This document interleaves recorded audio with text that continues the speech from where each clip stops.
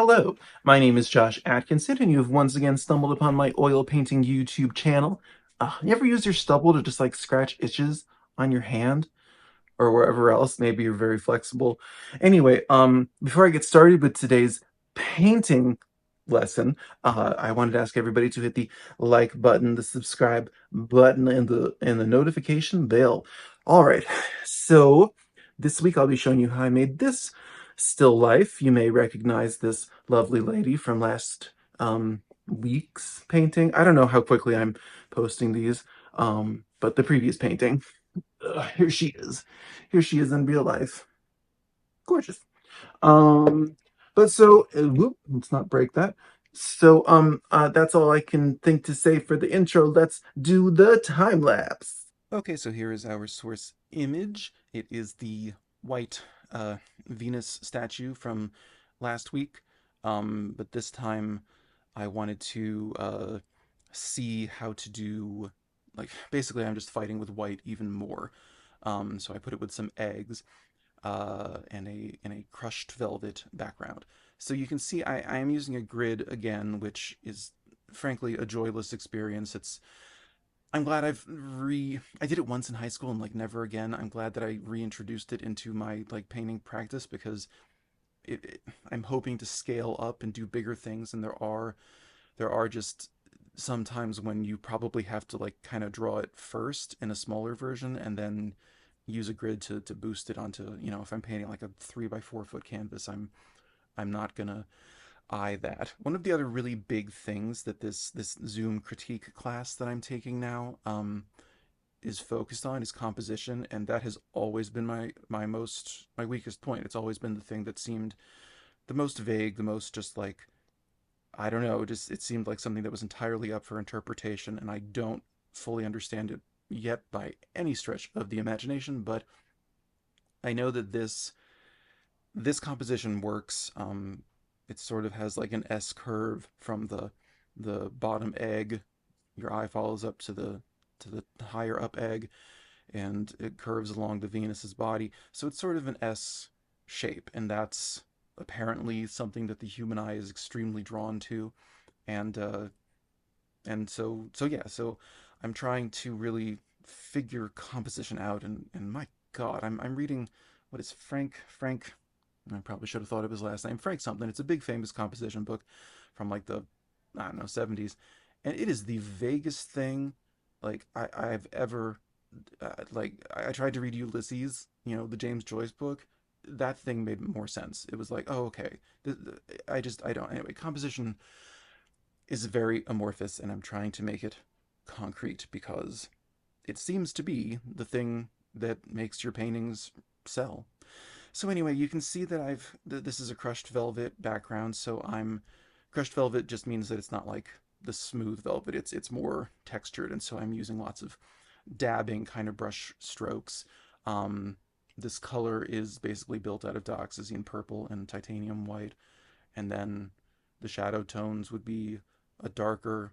Yeah, let's talk about that. Some complementary color theory. So the curtain's purple, so the light side I'm just making out of purple and white. The shadow parts in the fabric folds, um, the complement of purple is yellow. So the darkest definite yellow is like maybe yellow ochre or Indian yellow, at least that I'm aware of.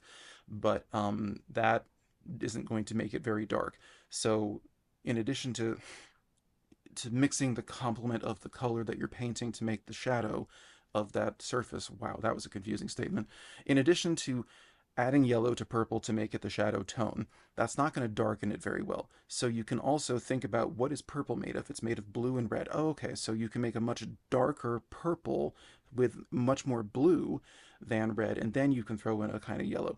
And also, some people might consider burnt sienna or even burnt umber something of yellow. I think it's more of an orange, but I don't know. Some of it's up for interpretation.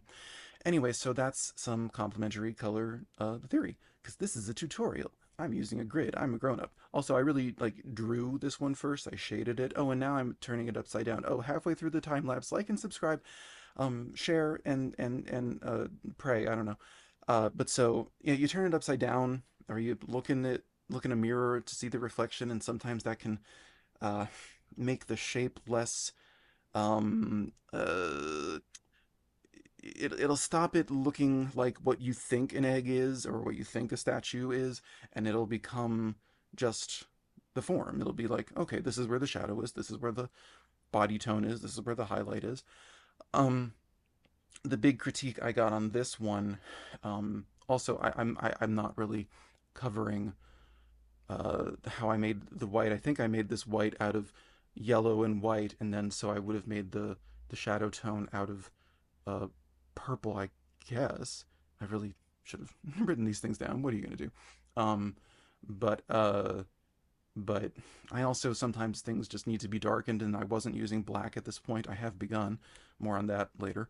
But uh, but so I probably am throwing in some of my mixture of burnt umber and ultramarine blue, which is typically how I make a black because it allows you to control how warm or cool that black is, quote unquote black. But so anyway, the big criticism that I got on this one, which was completely fair, was that it was lacking reflections. It was lacking not the tone value. You can see the reflections in the egg and in the statue are light enough, but that they needed to reflect the environment they're in, which is a very rich purple. And so you can see in the eggs especially there's some purple, but basically he just told me to really boost it, and so that probably happens at the end. And given that this is a time lapse, it's probably 10 seconds, and so I thought I would just bring it up now. Now I'm really pushing the value, and it's making it look much more like it exists in the in the environment, like it's sitting on the fabric. But so also another complicating thing about white is that we see it as white, but you can see on the eggs and on places on the statue, there's a highlight. That's where your lightest white has to be reserved. So in painting something white, you have to A, determine what color you want to make that out of, yellow, white, green, white, whatever, because that will help you figure out what to make the complementary color, the shadow, out of. And I'm boosting some highlights on the crushed velvet backdrop, but you have to save. It has to be darker than maybe you think you see it because the highlight has to be the lightest thing. That is another essential part of making things look three-dimensional. So anyway, this is the finished painting. It is, what is this? This is an oil painting on like a 9 by 12 inch panel. I think so. So anyway, you have been tutored. So then, yes, that is how I arrived at this, frankly, gorgeous still life, if I do say so myself. Stealth. Um, Hopefully, in the voiceover section I have yet to record, I talk about the importance of reflections, the purple reflected into the various surfaces, and you know, I'm continuing my battle with white surfaces. They're just so tricky when you don't use black. And honestly, when you use black, they're tricky then too, because that kind of pollutes everything else. Um, I haven't gone to art school, so there's things I just don't understand. But so, yeah, hopefully I said smart stuff. This turned out great. This looks good. Anyway, yeah, so I don't know. I'm gonna stop complimenting myself and suggest that you like and subscribe. And if you would like to see other videos, you could check out the previous one, which is a still life, featuring um apples instead of eggs, but the same um headless, armless lady. And or the previous week where I do a master copy of a Tamara de Lempicka painting, not realism, because she's Art Deco cubist. She's just the boss. You should totally go like watch videos about her. She's so cool. Anyway, yeah, like and subscribe, share, and I don't know. Every time you share my video, an angel gets its wings, and that's all I got. So I will see you in the next video, which will happen soon. It's another still life. Yes, yeah. Well, did a lot of still lives. Actually, not that many, like 4, 5, something like that. I'll see you then. Bye bye.